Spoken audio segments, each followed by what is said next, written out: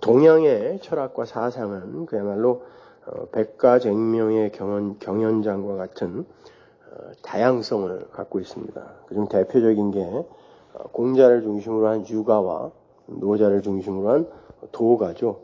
그런데 그렇게 백가쟁명의 소리들이 하나로 묶인다는 걸 혹시 아십니까? 그게 자연주의입니다. 자연주의 하나에 다 통합이 돼요. 동양 사상은요. 모든 동양 사상은 초월자와 초월의 영역을 부정합니다. 그들은 자연 자체가 그 자생력과 번식력 그리고 창조력을 가지고 있어서 거기에서 모든 존재의 탄생과 변화와 성숙이 일어나게 되는 것이다라는 그런 사상을 믿죠. 그러므로 동양 철학에 존재의 근원을 묻는 건 어리석은 짓입니다. 왜냐하면 존재를 존재로 탐구하는 것 자체가 존재의 궁극적 근원을 따지는 거거든요. 우리 기독교는 존재의 탐구를 통해서 존재의 그 궁극적 근원이신 하나님 아버지께로 향하게 되잖아요. 그러한 존재의 궁극적 근원에 대한 그 탐구는 종교적 세계관을 전제하지 않고는 인류의 사고에 등장할 수가 없는 거거든요. 그런데 동양의 사상과 철학에서는요, 그러한 종교적 세계관이 일찍이 사라졌습니다. 동양 사상은 그러한 종교적 세계관을 일찍 탈피해버렸어요. 그래서 존재의 궁극적 근원을 따지지 않아요. 그냥 존재는 그냥 있는 거, 어디서부터 왔는지에 대해서 관심이 없어요. 그냥 있는 거에서부터 출발을 해요. 따라서 동양 철학은요, 인간은 누구인가, 그리고 그들은 어디서 왔는가, 그리고 그들은 어디로 가고 있는가 등의 질문을 허락하지 않아요. 그냥 이미 살고 있는 몸이니까 의미 있고 보람 있고 가치 있게 잘 살자는 것에 초점을 둡니다. 그리고 그러한 의미 있는 삶, 우리의 현재의 삶을 근거로 보다 밝은 미래를 확보하는 거예요. 그게 뭐 이생이든 아니면은 내생이든 그 보다 밝은 밝은 미래를 확보하고자 현실에 충실하는 거, 이게 동양 사상의 이제 핵심 사상이죠. 석가모니가 우리는 어디서 왔다가 어디로 가는 겁니까? 라는 제자의 질문에 너는 그러한 것에 관심을 두기 전에 네 존재 자체가 지금 인생이라는 독화살에 맞아 있는 상태라는 것에 집중을 해야 한다. 지금 내가 관심을 둬야 되는 건 어떻게 하면 그 생로병사의 윤회에서 빠져나갈 수 있을까? 여야지 어디서 왔으며 어디로 가는 거, 그건 네가 알 바가 아니다 라고 대답을 한 것을 봐도 동양의 사상이나 종교나 철학은 존재의 궁극적 근원에는 관심이 없어요. 그래서 그들의 관심은 존재를 있게 한 어떤 대상에게 있는 게 아니라 존재인 자기 자신에게만 집중되어 있어요. 따라서 동양 사상에서는 그 존재 자체의 그 행위와 수고에 의해서 그 존재의 향후 양태가 결정이 되는 인연생기라고 그러죠. 그 인연생기의 논리가 핵심 사상이 되는 거예요. 그게 인연이거든요. 인연생기란 자기 존재가 원인이 되어서 향후의 결과를 도출해내게 된다는 그런 사상이에요. 그러니까 지금을 잘 살아야 돼요. 착하게, 성실하게. 그들에게 있어서 이러한 인연생기의 사상은 인간에 국한된 게 아니라 우주적이에요. 그래서 하늘과 땅과 바다와 인간과 모든 만물이 하나로 묶여서 서로에게 원인의 역할을 한다라고 믿어요. 그래서 내가 하는 모든 행위가 나에게서 그치는 게 아니라 모든 다른 거에 영향을 준다고 믿는단 말입니다. 그리고 그러한 원인을 가지고 자기 자신이 결과가 되어서 자기가 살아낸 그 삶을 원인으로 해서 자기 자신이 또 결과가 돼요. 변한단 말이에요. 어떻게? 결과가 되어서 그 하나됨 속에 이러저러한 역할로 변이 되는 거예요. 그냥 하나인데 거기에서 각자가 원인의 삶을 살아서 결과가 되어 그냥 이러저러하게 변이가 되는 거예요. 개체의 생명을 인정하지 않아요. 그러니까 우주는 죽어 있는 게 아니라 살아있는 거대한 생명이라는 거예요. 그걸 브라만이라 그러죠.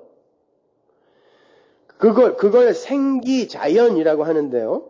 인간을 포함한 우주 만물은 끊임없이 움직이고 변화하면서, 이걸 생명의 움직임이라 그래요. 끊임없이 움직이고 변화하면서 또 다른 생명을 만들어낸다는 거예요. 뭐가? 자연이요. 자체가. 이 자연 자체가.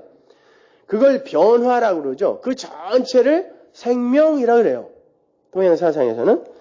따라서 동양사상에서는 죽음이 아닌 게 되는 거예요. 왜냐하면 죽음이라는 건 존재가 커다란 생명 안에서 또 다른 옷으로 갈아입는 것, 그런 현상일 뿐이라는 거예요.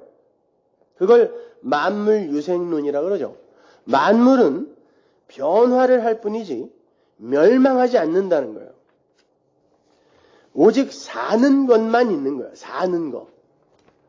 과거의 생명이 현재의 생명으로 변하고 현재의 생명이 미래의 생명으로 변하며 생명으로 이어지면서 사는 것만 있는 거예요. 그게 무생물이어도 그건 사는 거예요. 동양 사상에서는요. 벌레여도 사는 거예요. 그거는요. 그러니까 현재의 삶에서 이게 원인이 되어서, 이 현재의 삶이 원인이 되어서 미래의 내가 되는데, 그 미래의 나는 무생물이 될 수도 있고 벌레가 될 수도 있고 풀도 될 수가 있어요. 근데 거대한 생명 안에서 그건 생명이라는 거예요. 근데 현재의 삶을 근거로 그 미래의 삶이 결정이 된다는 것입니다. 이런 의미에서는 과거와 현재와 미래라는 그런 시간이 특별한 의미가 없게 되죠. 그들에게 있어서 생명이란 시간에 따라 모양만 다른 것이고 항상 있는 거예요. 그러니까 동양사상을 잘 공부하다 보면 굉장히 매력이 있죠. 뭔가 깊은 것 같죠? 천만에요. 전혀 깊지 않아요. 다 사변에 불과한 거예요, 이건요. 생명은 하늘, 땅, 사람, 동물, 식물 등으로 끊임없이 변화하는 거지 소멸이 되거나 새롭게 창조되는 게 아니라고 그들은 믿어요. 그러한 자연의 변화를 역이라 그러죠. 역. 그래서 그 역을 잘 기록해 놓은 게 주역이에요. 그 역을 64궤로 설명해 놓은 게 주역이란 말입니다. 그래서 주역은 이 천지 자연의 변화를 본 어떤 이가 써놓은 것으로 그걸 공부하면 그걸 읽을 수 있다고 착각해요. 제가 거기에 대해서는 굉장히 열심히 공부해 봤는데 근데 모르겠어요. 정말 타의 추종을 불허할 정도로 공부를 해봤는데 모르겠어요. 시간만 아까울 뿐이죠. 그리고 그러한 변화의 작용을 빚어내는 우주의 기운, 그걸 신이라 그래요. 그러니까 우리가 생각하는 신과 동양 사상에서의 신은 다른 거예요. 동양 철학의 신은 살아계신 인격적인 존재가 아니라 우주의 변화를 빚어내는 어떤 기운이에요. 기운. 그래서 동양 사상에서는 귀신도 초월적이고 세상 외적인 존재가 아니라 자연의 일부로 봐요. 귀는 돌아감, 그러니까 자연의 움츠리는 힘이라 그러고 신은 자연의 펴는 힘으로 이해를 해요. 귀는 사람의 죽은 몸이 땅으로 들어간 걸 말하고 신은 하늘로 간 것, 정신적인 것을 말한다 그러죠.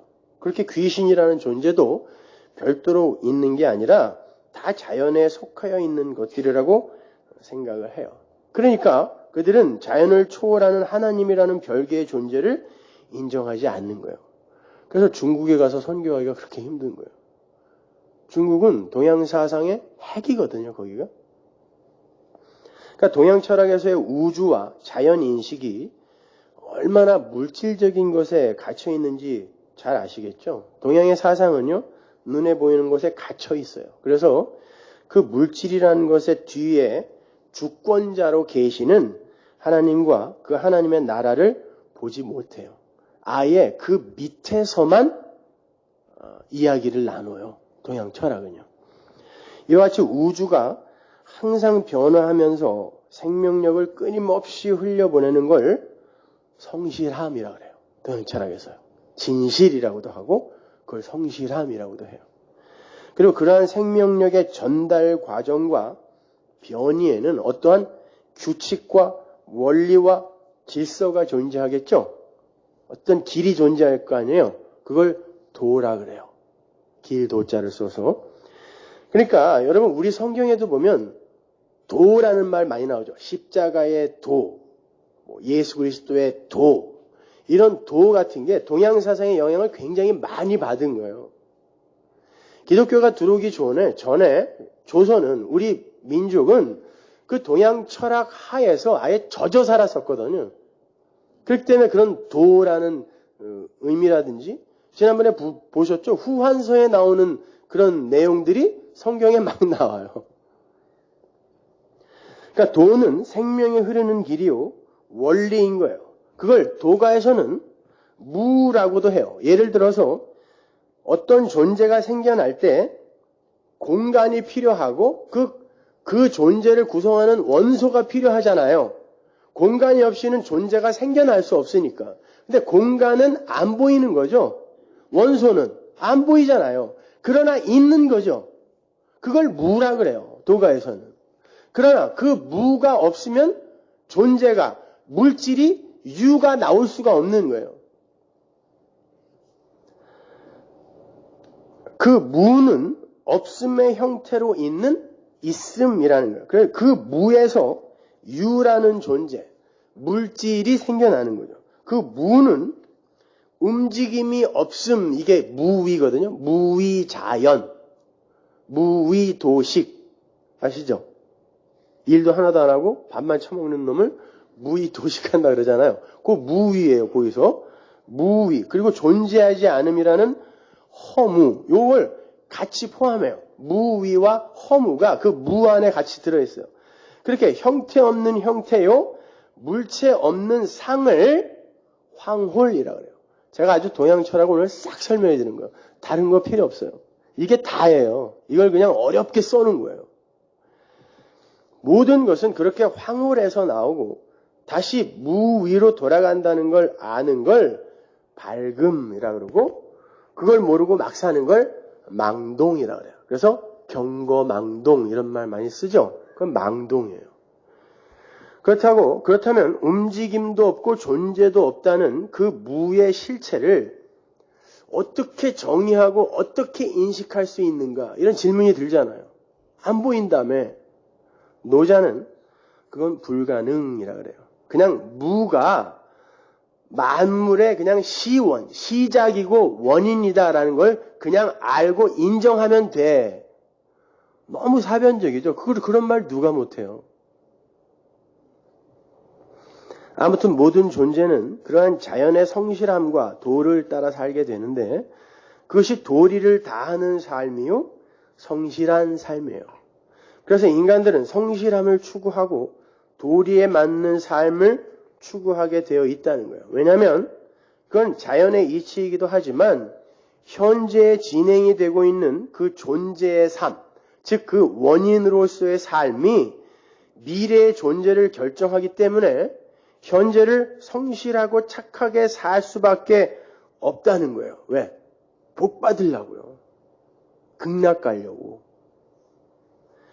그러한 성실함을 노자는 수련이라고 명명하기도 해요. 그러니까 인간은 수련이나 성실함이나 착한 삶 등을 통해서 미래의 자기 위치를 스스로 결정할 수 있게 되는 거예요. 마치 공식처럼 정확하게 원인의 삶에 대한 결과로서의 삶이 우리에게 주어지게 된다는 게 그들의 주장이에요. 이런 동양 사상이 기독교 교리가 형성되어져 가는 과정에 많이 개입이 된 거예요.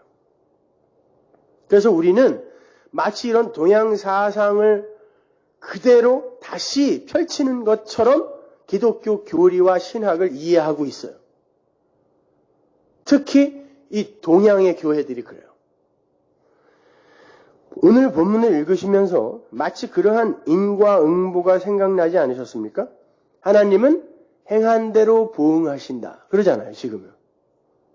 그러면 누구나 다, 우리가 이 세상에서 사는 대로 상을 받거나 벌을 받는 거구나, 이렇게 생각할 거 아니에요. 그게 동양 철학이라니까요. 정말 성도들도 이 역사 속에서의 행함에 의해서 미래라는 결과를 보응받는 그런 사람들입니까? 그럼 은혜는 뭐예요, 도대체? 여러분이 잘 아시는 중국의 워치만 리가 이러한 동양 사상을 기독교와 많이 섞어낸 사람이에요. 제가 대학 다닐 때 워치만 리의 책이 처음으로 한국에 소개가 돼서 그가 쓴 로마서 강해를 읽은 적이 있는데 그때는 정말 탁월하다고 여겼어요. 이런 책이 또 있을까라고 생각했었는데 그분이 우리가 오늘 공부할 부분을 강의하면서 그분이 이런 예화를 들었어요. 어떤 마을에 예수를 믿는 농부가 살고 있었습니다. 중국이에요. 그 농부는 아주 성실하게 농사를 짓던 사람이었어요. 그런데 하루 종일 물을 기르다가 논에 물을 대고 다음날 가보면 그 물이 아랫논으로 다 빠져 있는 거예요. 중국엔 계단식 논이 많잖아요. 그죠? 그래서 열심히 다시 물을 길어서 논에 물을 대놓으면 또 물고가 터져서 물이 아랫논으로 다 내려가 있는 거예요. 아랫논 주인의 소행이라는 걸 금방 알아챘지만 그는 가서 따지지 않았어요. 왜? 그리스도인이거든요. 나는 그리스도인이다. 그래서 안 따졌어요. 따지는 대신에 아래 논에 먼저 물을 대주고 위에 논에 물을 대는 그 길을 선택했죠. 워치만이는 그걸 선을 행함이라고 그래요. 제가 존경하는 어떤 목사님도 이 워치만이의 예화를 그대로 인용을 해서 이 부분을 강의하면서 그렇게 설교했던 것이 기억이 나는데 여러분 정말 오늘 바울이 이야기하는 게 그런 류의 선행을 이야기하는 걸까요? 그래야 이 세상에서든 천국에서든 상을 받게 된다는 게 기독교 신앙이 맞습니까? 절대 아닙니다, 여러분. 성도는 이 역사 속에서의 행함에 의해서 미래에 되어질 나를 보상으로 받는 게 아니라 하나님의 은혜로 미래에 되어질 나를 이미 확보하고 이 세상에 온 사람들이에요. 그러한 인과응보의 신학을 주장하고 가르치는 자들은 동양 철학의 영향을 받아서 엉터리 신학을 제조하여 투여하고 있는 그러한 자들인 거예요.